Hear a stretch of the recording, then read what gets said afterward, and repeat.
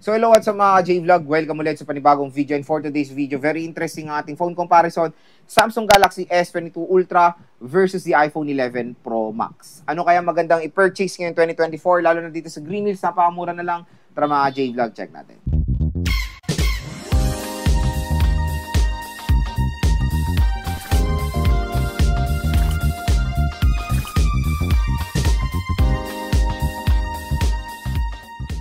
So another phone comparison na naman tayo at syempre meron din mga nagde-decide between dito sa dalawang devices na to.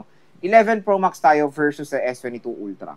So unang-una, saan ba tayo bibili ng mga legit iPhones sa Samsung? Wala nang iba kundi sa mga nire-recommend nating shop kay Ate Mayet sa CMB Gadgets, and of course kay Ate Annette CMB Cellphone Accessories. And again, yung mga shop nila ay nasa description box yung link.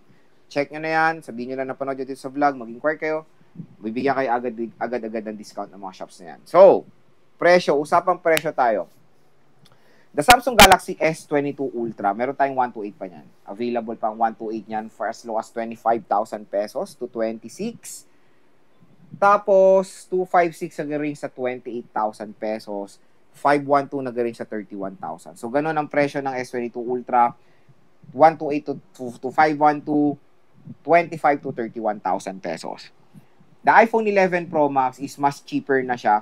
So, si 11 Pro Max ay nag-range sa 64GB na sa 18,000. 256 isa sa 21 to 22,000. So, mas affordable ang Samsung ang iPhone 11 Pro Max compared sa S22 Ultra. Medyo baliktad yung scenario na to. So, syempre, mas unang na-release ang iPhone 11 Pro Max year 2019 versus year 2022 sa S22 Ultra. I know, syempre, when it comes dito sa ating phone comparison, marami, ba't nyo may pa-compare yan, Lods? Ang layo nung difference sila. Hindi, mga J-Vlog, perfect din sila i-compare. Lalo na yung 256. Yung 256 ng 11 Pro Max is 22,000. Yung 256 ng S22 Ultra nasa 28. So, tingnan nyo naman, nasa 6,000 pesos price difference lang. Kaya, marami pa rin nagde-decide, ano ba, magbibili ba ako ng mas cheaper na iOS or dito ako sa S22 Ultra na mas jump pack sa features. So, unang-una dito tayo sa features. So, sa ano tayo? Sa display. Siyempre, display, di hamak na mas panalo ang S22 Ultra Dynamic AMOLED versus Super Retina OLED display. 60Hz standard tayo sa 11 Pro Max. Hindi pa naman uso that time ang 120Hz. Tapos sa S22 Ultra is 120Hz. So, for me, syempre, mas bigger screen ng S22 Ultra. Mas maganda form factor niya pahaba, and of course, support niyang S Pen. I'll go for the S22 Ultra when it comes sa display talaga. Mas panalo siya. Next sa OS, both smartphones ay pwede pa rin support ng mga latest OS, tulad na lang dito sa iPhone 11 Pro Max, support niya pang iOS 18. Compare sa S22 Ultra, support niya pang Android 14. Pero when it comes sa mas matagal pang update, syempre mas panalo ang S22 Ultra, mas latest siya, mas tatagal pa siya sa market. Compare sa 11 Pro Max na parang nasa ano na siya, nasa bottom list na siya ng iOS update. Second to the last na siya. Kasi ang pinaka-last is iPhone 10 series or 10s series. Susunod na is 11. So, for me, ang hula ko dito sa 11 Pro Max, meron pa tong 2 years software update for me. Aabot pa siya ng Android, aabot pa to ng iOS 20. Yun ang kutob ko dyan. Kasi usually, ang OS na update ng iPhone, 6 to 7 years talaga ang tinatagal. Compare dito sa S22 Ultra, I think ang promise time nila dito 5 years. So, parang aabot din naman itong dalawang smartphone na to when it comes sa pagtagal ng OS update. Kaya, when it comes sa OS update, don't worry, pareho pa naman silang support. Next, sa chipset. Chipset, napakalayo ng performance. iPhone 11 Pro Max 2019 chipset, which is sa Apple A13 Bionic chip. Compare sa S22 Ultra na napaka-powerful, the Qualcomm Snapdragon 8 Gen 1 chipset. So, syempre, performance-wise, mas maganda ang ma-offer ng Qualcomm Snapdragon 8 Gen 1 dahil mas latest siya.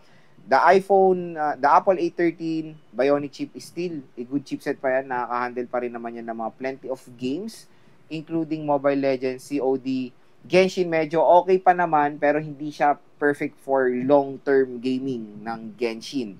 Mabilis tong uminit pag mag-Genshin kayo. Pero ML okay pa yan, all goods and even COD. So, chipset, syempre, I'll go for the S22 Ultra. Next sa camera. Camera, syempre, clear winner din dito ang S22 Ultra. Napaka-jump pack ng specs ng kanyang camera. Up to 100 times zoom. Support ang 8K video recording. 108 megapixel camera. At napaka-sharp ng camera quality niya. iPhone 11 Pro Max, don't worry, napakaganda niyan.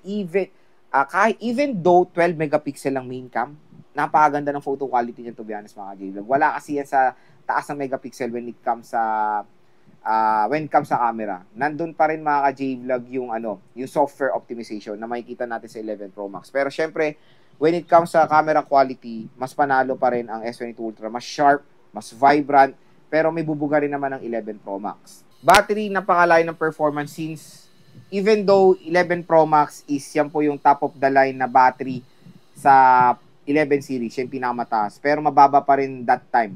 3,900 plus mAh compare sa S22 Ultra na 5K battery. Kaya expect nyo when it comes sa matagal na performance, mas matagal malobat ang S22 Ultra compare sa 11 Pro Max. So, yun mga J-Vlog, yung kanilang difference sa isa't isa. Kung makikita nyo naman, definitely dito sa ating phone comparison, clear winner talaga ang S22 Ultra when it comes to specifications and of course the features. Siyempre, siya yung mas latest. Parang 3 years ang kanyang head compare sa 11 Pro Max. Pero malupit doon, 3 years ang kanilang gap, pero hindi sila ganun nagkakalayo ng presyo. Biruin mo, ang kabatch ng 11 Pro Max is the Samsung Galaxy S10. Kung i-compare mo ang presyo ng S10 Plus sa 11 Pro Max, ay napakalayo ng difference sila. 11 Pro Max, 18,000, 64, 128 ng S10 Plus na sa 9,000 to 8 to 9,000. Napakalayo. Kaya tingnan nyo naman kung gaano pa rin ka-relevant or kung makikita nyo ganun katagal ang market value or ganun katagal ma-depreciate ang iOS compare sa Samsung or sa ibang or other Androids. Kaya marami pa rin nagde-decide, mag-11 Pro Max ba ako or S22 Ultra. Ang pinaka-downfall lang ng 11 Pro Max is 4G pa rin to. The best option nyo dito is 12 Pro Max when it comes sa 5G. Pero dito sa ating phone comparison kasi, syempre, iba gustong makatipid or nag-iisip pa sila, makakatipid ba ako pag 11 Pro Max? Magiging sulit ba yung purchase ko pag 11 Pro Max compare sa S22 Ultra? Kung ako tatanungin, mga J-Vlog, pag pipiliin ako dito sa dalawang smartphone na to, syempre, I'll go for the S22 Ultra. 6,000 pesos price difference. Na yan sulit na rin yung idadagdag nyo doon para magkaroon ng S22 Ultra. Kung ayaw nyo yung 256, may 128 naman. Pero syempre, iba hindi na piniprefer yung 128 lalo na sa mga flagship devices ngayon. Iba kasi ginagamit to for gaming kaya mas piniprefer nila is 256 gigabytes. Pero 128 is still a good storage pa rin or pinaka-minimum na storage na yan na pwede rin nating magamit ngayong 2024. Reasonable pa yan, don't worry. Pero 256, 6,000 pesos price difference nga, mas magiging sulit nga kasi marami kayong makikitang features. Sa S22 Ultra, mas maganda yung kanyang camera, S Pen support, bigger battery, larger display, and of course, premium display siya, mga J-Vlog. So, yun. Don't worry, pag 11 Pro Max naman ang purchase nyo, definitely still matagal nyo pa yung mga gamit sa market. Matagal pa rin yan, magiging relevant sa market. Maganda pa rin naman ang 11 Pro Max, huwag kayo mag-alala. Kung talagang avid kayo ng iPhone or Apple user kayo or nasanay na kayo sa ecosystem ng Apple, for a smartphone na 21 to 22,000, 256 GB sa 11 Pro Max, still okay pa rin naman i-purchase yan. Don't worry. Matagal pa naman, matagal pa naman magiging relevant to sa market. Kasi even though wala na siyang support, for example, hanggang iOS 20 na lang siya, hindi doon may stop yung pagiging relevant ng iPhone 11 Pro Max. Matagal pa yan kahit hindi pa siya masupport. Take for example, the iPhone 7 Plus. Hanggang ngayon 2020, natigil lang update noon nung year 20, natigil lang update noon sa iOS 15, which is year 2021. Pero ngayon 2024 ay nagagamit pa rin natin ang iPhone 7 Plus at pwede pa tayo maka-download. So yun, don't worry when it comes sa 11 Pro Max, still a good purchase pa rin naman siya. So ito yung side-by-side comparison ng 11 Pro Max at ng S22 Ultra. So makikita nyo naman na di hamak na mas malaki talagang S22 Ultra compare sa iPhone 11 Pro Max. Ayan sila. So ito yung mga top of the line units when it comes sa Pro and ng S series. Pero malayo yung kanilang difference when it comes sa generation. 2019 versus 2022. At maganda rin naman sila i-compare mga ka-J-Vlog sa isa't isa. So ayan yung kanilang side-by-side comparison. Camera, pareho matte glass. Sa left side, nandito yung ating power button. Pero nandito yung volume rocker ng S22 Ultra. Sa taas, nandito yung microphone S22 Ultra. Sa left side, wala tayong makikita sa S22 Ultra, pero sa 11 Pro Max, nandito ring and silent toggle yung volume rocker. Sa baba naman is Lightning port and Type-C. Ayan, Type-C versus Lightning, and of course, may S Pen tayo sa S22 Ultra. And of course, SIM tray. Ayan, so open natin tong 11 Pro Max.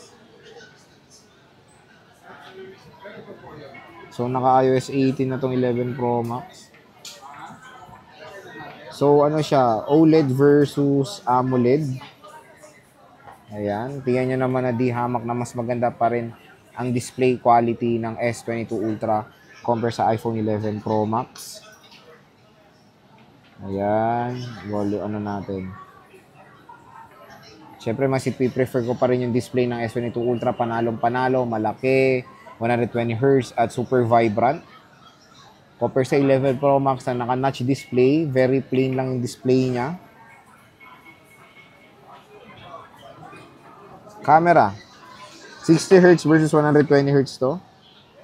Sa camera, check natin. Siyempre, ang pinaka-main feature ng S22 Ultra is yung zooming.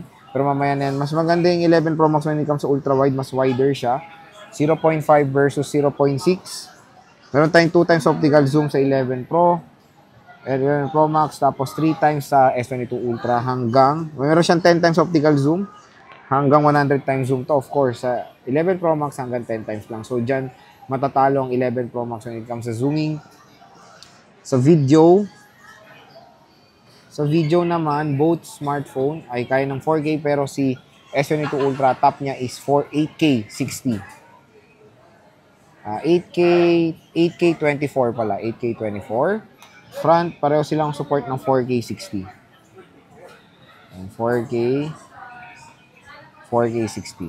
Again, mga ka-J-Vlog, kung interested nga kayo between dito sa dalawang smartphone na to, doon tayo sa mga nire-recommend kong shop. Unang-una kay Ate Mayet, CMB Gadgets, and of course kay Ate Annette, ZMB Cellphone Accessories. Yung mga Facebook pages nila nasa description box. Sabihin nyo lang na panood nyo dito sa vlog. Automatic yung bibigyan kayo ng 500 pesos cash discount ng mga shops na yan.